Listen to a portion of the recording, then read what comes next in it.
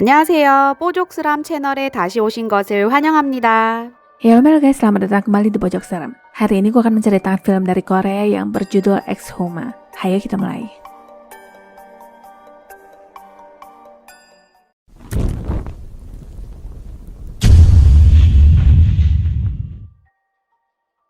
Sejak zaman dahulu kala, manusia sudah mengetahui keberadaan kegelapan dan mereka memanggilnya dengan berbagai sebutan seperti hantu, monster, setan, iblis, dan sebagainya. Para makhluk penghuni kegelapan selalu iri dengan tempat terang dan sesekali melakukan pelanggaran dan melewati batas. Jika sudah terjadi, maka orang-orang akan menemui wanita bernama Lee Hwarim yang juga disebut sebagai penyihir. Hari ini, dia dan asistennya yang bernama Bonggil diundang ke sebuah rumah oleh pria bernama Ji-young.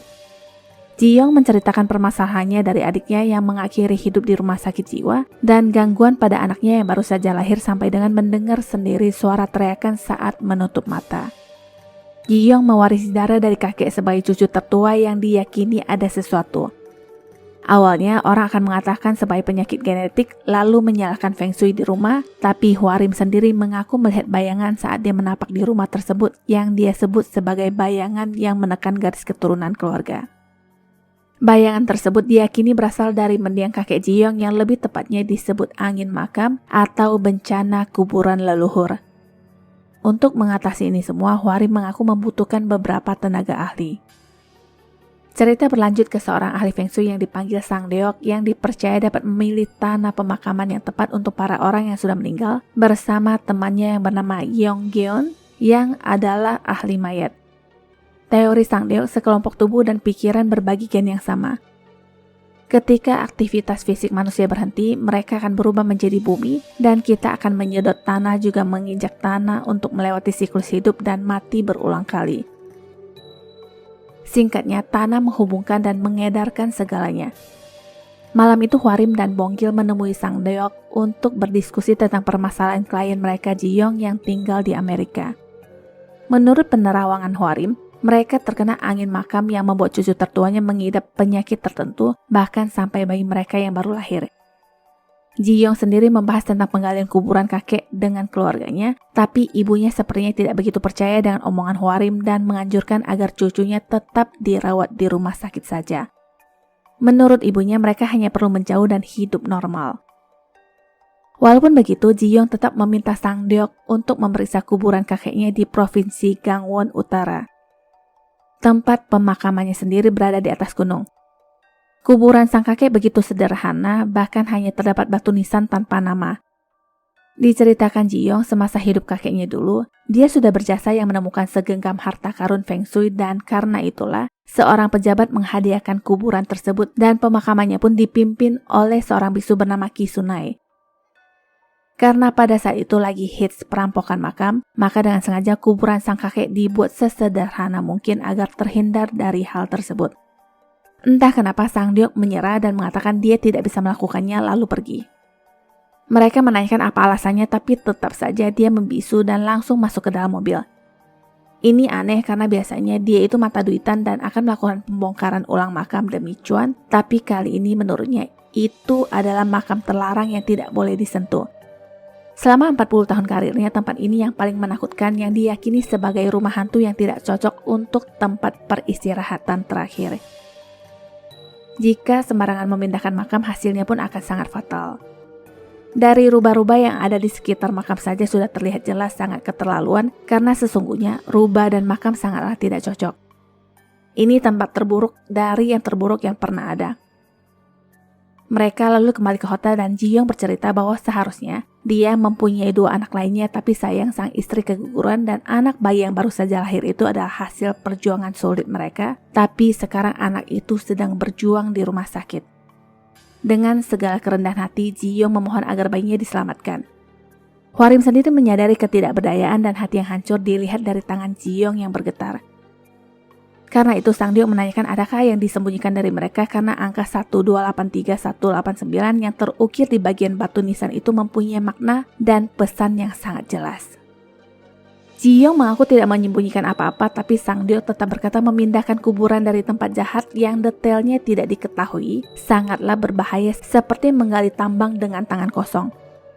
Hwarim sendiri mempunyai ide dengan menggunakan teknik penggantian kejahatan yang artinya menari pada para dewa dan memindahkan kuburan pada saat yang bersamaan, tapi masalahnya teknik ini belum pernah Sang Deok lakukan.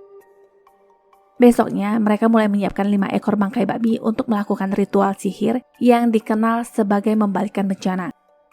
Diperlukan pula 5 orang yang lahir di tahun babi dan saling berhubungan dengan 5 kepala alternatif. Jadi mereka lah yang akan disuruh untuk memecah kuburan tersebut. Prinsipnya adalah memperkenalkan Yinsi yang muncul dari tanah menjadi penggantinya. Singkat cerita, ritual pun dimulai. Hwarim memainkan perannya ditemani dengan lantunan gendang.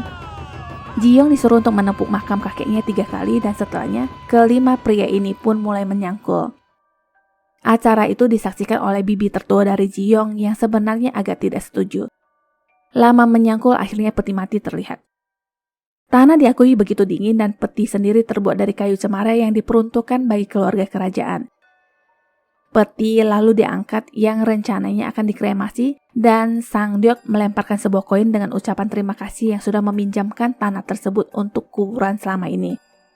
Yong Geon sang asisten lah yang akan membawa peti itu dan Sang Deok mengingatkan untuk berhati-hati. Setelah mereka pergi, salah satu penggali kubur tadi masuk memeriksa tanah tersebut dan menghabisi seekor ular yang sepertinya berkepala manusia.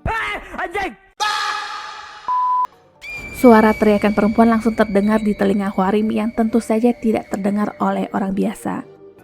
Seketika suasana berubah. Hujan tiba-tiba turun yang mengharuskan kremasi ditunda karena adanya kepercayaan jika dilakukan maka roh orang mati tidak bisa pergi ke tempat yang lebih baik. Ini mungkin dipikir seperti tahayul, tapi karena etika profesional, Sang Deok tetap harus memberitahukan kepada Jiyong. Untuk sementara, jenazah akan ditempatkan di rumah sakit terdekat.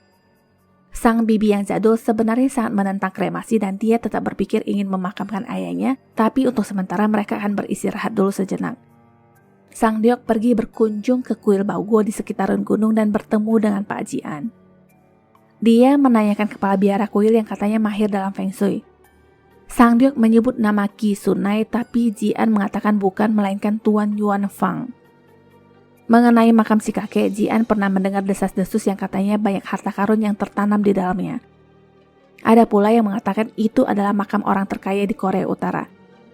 Ada juga gosip yang katanya makam kerajaan yang tidak diketahui sehingga menarik banyak perampok makam pada saat itu. Anehnya, semua perampok tiba-tiba dibawa pergi dan beberapa dari mereka melarikan diri ke Korea Utara. Pada akhirnya makam tersebut tidak dirampok mungkin karena penjagaan yang sangat ketat.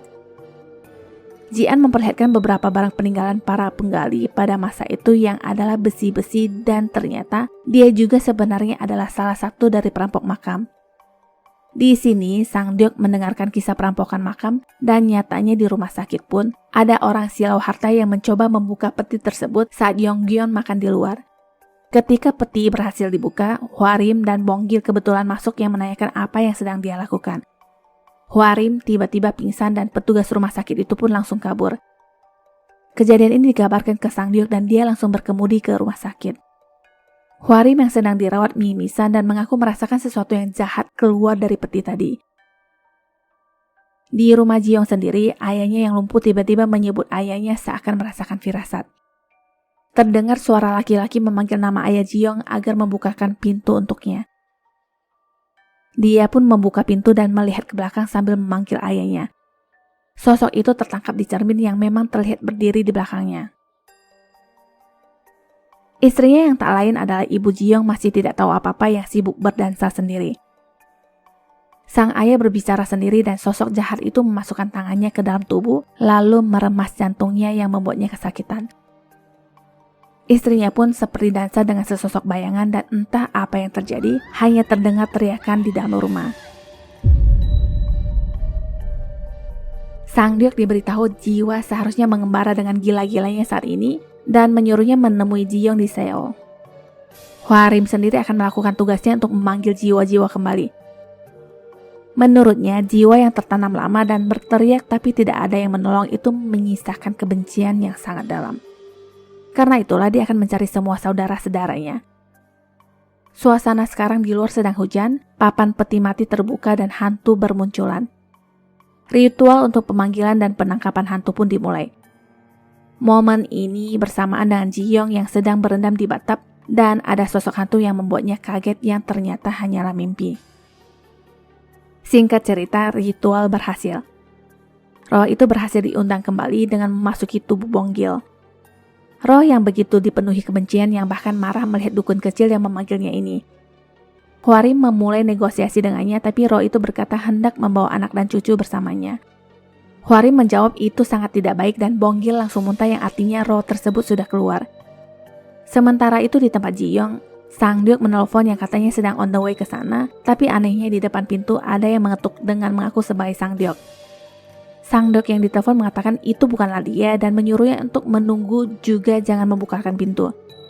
Dia berkata peti kakeknya telah terbuka dan sekarang dia menyuruh Ji-young untuk bersembunyi di dekat jendela.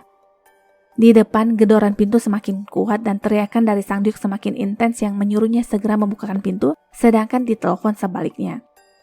Sepertinya Sang-deok yang ditelepon itulah yang palsu yang mengatakan kakek akan melindungimu dan bukakan pintu untuk kakekmu. Ji-young lalu membukakan jendela dan seketika tawanan kakek pun terdengar di telepon. Cermin yang terpasang di atas plafon itu memperlihatkan sosok kakek dan setelah Sang-deok berhasil masuk ke dalam, Ji-young sudah kerasukan roh kakeknya. Dia berakting seperti prajurit perang dan setelahnya muntah darah. Sekarang entah apa lagi. Ji-young minum berbotol-botol air dan berkata, lehernya berputar sendiri ke belakang yang akhirnya menewaskannya. Bibinya sendiri merasa tidak sehat malam itu, sedangkan anak Ji-young tampak sehatan. Peti itu harus segera dikremasi apapun yang terjadi dan Sang-deok meminta bawahan Ji-young untuk menghubungi keluarga di Amerika saat ini. Bayi Ji-young sendiri tersenyum saat melihat ke jendela dan Bibi tiba-tiba mengenang foto keluarganya. Sementara itu, Hwarim dan yang lainnya sedang menyiapkan kremasi. Sang Bibi dihubungi dan Sang-deok berkata roh kakek sedang mencari seluruh keluarganya. Suster yang mengurus anak Ji-young tiba-tiba tidak sadarkan diri dan roh kakek sudah berdiri di samping cucunya. Roh jahat bereaksi yang membuat anak itu tidak nyaman dengan detak jantung yang berdetak sangat cepat dan mulai menangis. Si bibi yang dimintai persetujuan kremasi masih mencoba bernegosiasi tapi akhirnya dia menyerah. Api dinyalakan yang otomatis mempengaruhi roh tersebut. Bayi akhirnya masih bisa diselamatkan kembali, begitu juga dengan bibi yang jelas mempunyai ikatan darah. Dikira semua sudah berakhir tapi nyatanya tidak demikian. Pria yang bernama Changmin ini yang adalah salah satu pria penggali kuburan itu mengalami mimpi buruk dan mengaku melihat hantu. Dia berkata mengalami hal-hal buruk sejak hari pemindahan peti itu, terutama saat dia menghabisi seekor ular.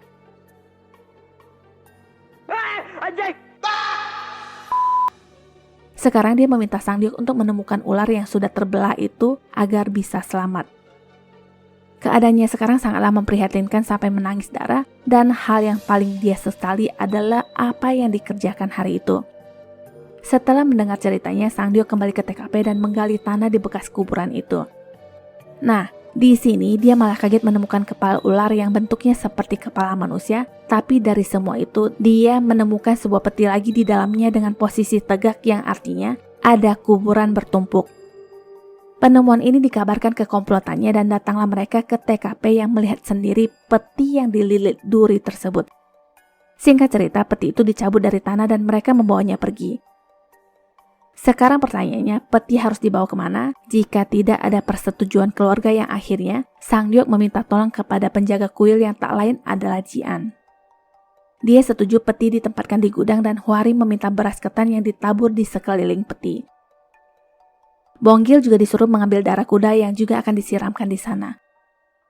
Hwarim dan Sang-deok sebenarnya tahu bahwa peti itu bukanlah hal yang baik. Tak lama, bibi Ji-young pun dikabari tentang penemuan peti bertumpuk tersebut yang dia sendiri tidak pernah mengetahuinya. Sang-deok mengaku melihat tulisan di sana yang bertuliskan Wakil Ketua Dewan Pusat Markuis Pak Gyeong-hyun dan ternyata ayah dari bibi ini adalah orang yang cukup terkenal dalam urusan pengkhianatan. Itulah kemungkinan kenapa dia dikuburkan di sana oleh biksu sebagai hukuman. Bibi tahu soal ini tapi tidak memahaminya. Soal biksu bernama Ki Suinan itu adalah bahasa Korea, sedangkan nama Jepangnya adalah Murayama Junji dan dia adalah seorang yang memahami pemahaman menyeluruh tentang geografi Korea Utara. Bibi tidak mengerti kenapa ayah mereka dikuburkan di tempat yang sangat buruk, dan soal peti mati yang ditemukan itu, dia meminta mereka lah yang mengurus mau diapakan. Malamnya mereka pun menginap di sana. Setelah semua orang tertidur, Hwari menelpon saudarinya yang bernama Guanxin. Hwari menanyakan tentang setan rubah Jepang yang disebut Onmyoji Murayama. Menurut Guanxin, guru mereka juga pernah bertemu setan tersebut. Tak lama setelah Hwari menutup telepon, ada bayangan sosok nenek-nenek yang duduk di belakangnya yang adalah mendiang guru sekaligus penjaganya. Di tempat lain, Jian juga merasa ada yang aneh saat dia berberes kuil dan tiba-tiba dia bertingkah aneh dengan berdiri di atas Bonggil yang sedang tidur sambil berkata,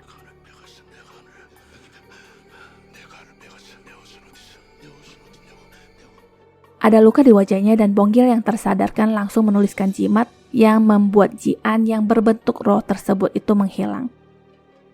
Dia lalu berjalan ke depan dan melihat para ternak yang gelisah. Di sana dia juga melihat ada yang tergantung yang akhirnya ambruk dan tewas yang tak lain adalah Jian. Bonggil langsung memanggil Hwarim dan saat dia hendak keluar dari mobil, roh gurunya memanggil sambil memegang tangannya. Mereka segera memeriksa ke tempat di mana peti itu disimpan dan menemukan segelnya yang sudah terbuka dan pecah ke atas. Ini gawat, Hwarim langsung memerintahkan untuk membangunkan semua orang. Di peti itu dia menemukan topeng tentara dan di luar pintu juga sudah ada bayangan yang sangat besar. Sosok itu berkata, Hwarim langsung tiarap dan menyembah seakan budaknya.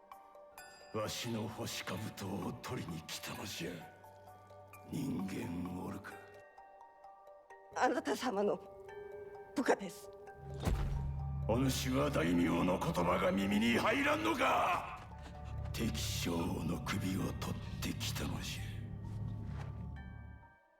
Hwarim menjawab dengan gugup, ini ikan untukmu, lalu sosok raksasa itu pun sudah menghilang dari pintu. Sekarang suaranya terdengar dari atas yang berkata, merasakan bahaya, Hwarim segera berlari keluar dan di momen yang sama ini, Bonggil datang yang melayangkan tongkat besi ke arah makhluk tersebut sambil menyuruh Hwarim untuk segera pergi.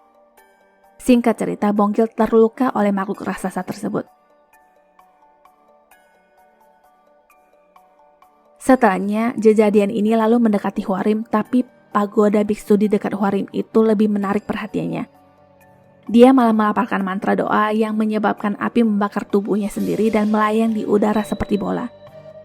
Kejadian seperti ini membuat semua orang tercengang dan peristiwa-peristiwa yang lalu pun terlintas di benak mereka. Bonggil masih hidup dan dibawa ke rumah sakit tapi lukanya tidak sepele. Tak lama dokter mengabarkan kerusakan parah pada organ perut Bonggil dan tulang belakang seperti diterkam binatang buas. Sang Diok tiba-tiba melirik sebuah lukisan di rumah sakit dengan tulisan di bawah, aku bilang rubah memotong pinggang harimau yang membuatnya mendapatkan ide untuk kembali ke TKP. Dia teringat perbincangan dengan Jian tentang barang-barang yang ditemukan di sekitar makam milik para perampok. Ada sebuah buku di sana dengan tulisan tanah kami kawan.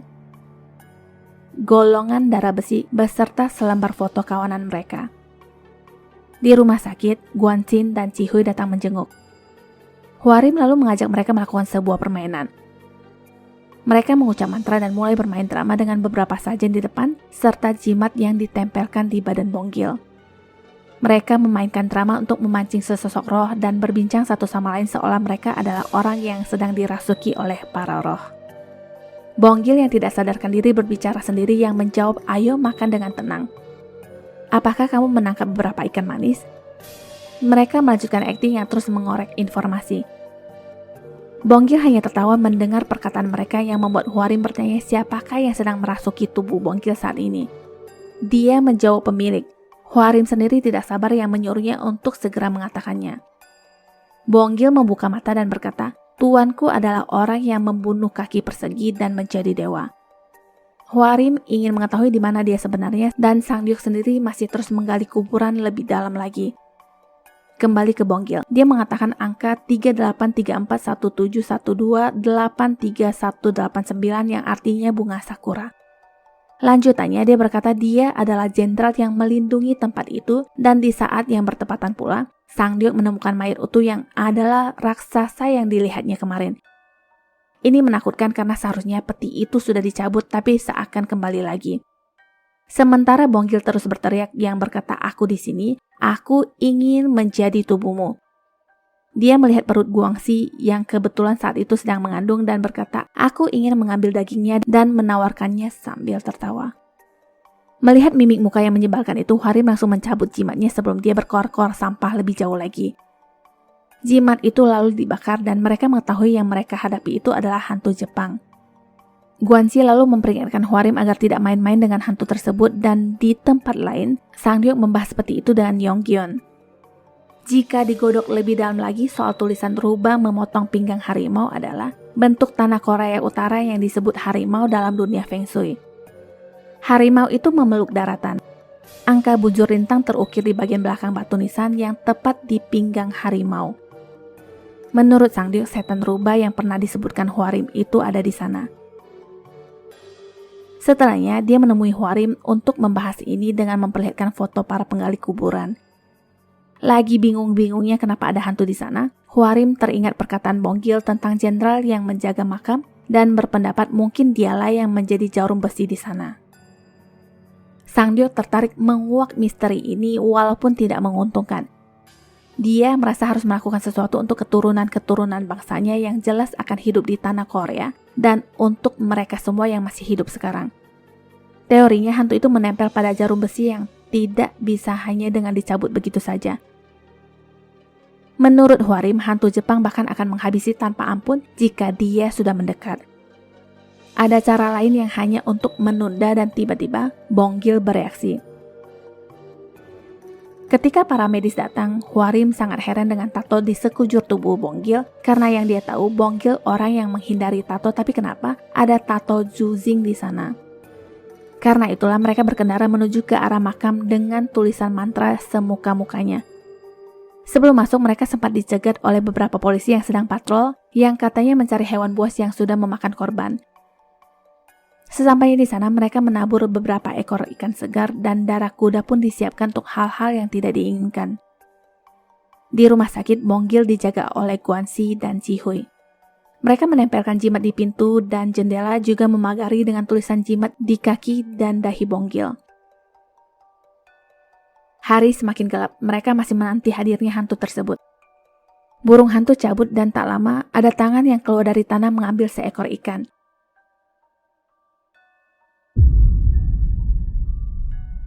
Di rumah sakit, Bonggil seperti mengunyah sesuatu. Sosok yang diharapkan pun benaran muncul dan Hwarim langsung berlari ke arah pohon besar di mana mereka sudah menyiapkan perangkap sebelumnya. Dia membakar sesuatu dan bersembunyi di balik pohon. Ikan-ikan yang tersebar itu diambil satu persatu dan dikunyah dengan senyuman. Selama Hwarim mengarahkan perhatiannya, Sangdeok dan Yonggun segera masuk ke makam untuk menemukan jarum besi yang dimaksud. Bonggil sendiri membuka mata sambil mulutnya terus mengunyah seakan-akan terhubung dengan hantu Jepang tersebut. Hwarim berbicara dengan bahasa Jepang seolah-olah sebagai penunggu gunung yang merasa terusik dengan manusia.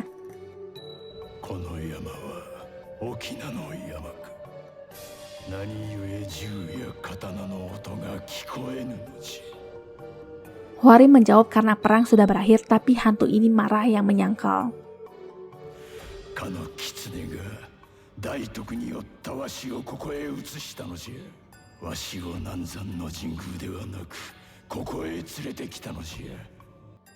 Kalimat demi kalimat hantu itu diucapkan juga secara tidak langsung oleh Bonggil seakan mereka memang terhubung.